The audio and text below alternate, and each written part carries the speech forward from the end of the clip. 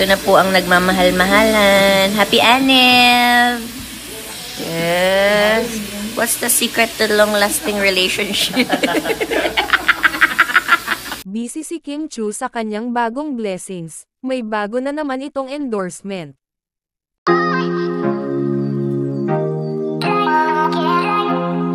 Likas na talaga kay Kim Chu na nilalapitan ng maraming blessings, kung saan, ay busy ito ngayong araw sa kanyang bagong endorsement.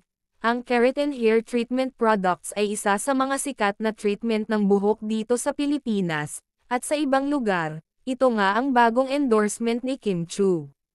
Ngayong araw ay may ginawang shoot si Kimi kung saan, ay busy ito sa mga kaliwat kanang shooting.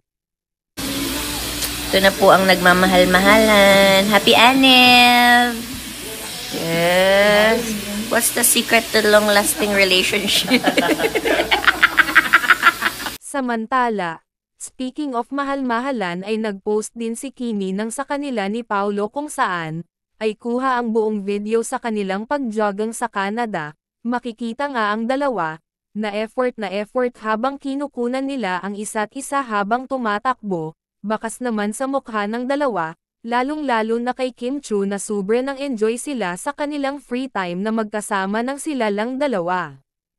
Ito din ang video na sinasabi ng mga kapwa host ni Kim Chu, kung saan, ay dapat sana kasama ang buong team ng It's Showtime sa kanilang pagjogging, pero laking gulat nila nang makapost na si Kim Chu sa kanyang IG na tapos na silang magjogging ni Paulo Avellino.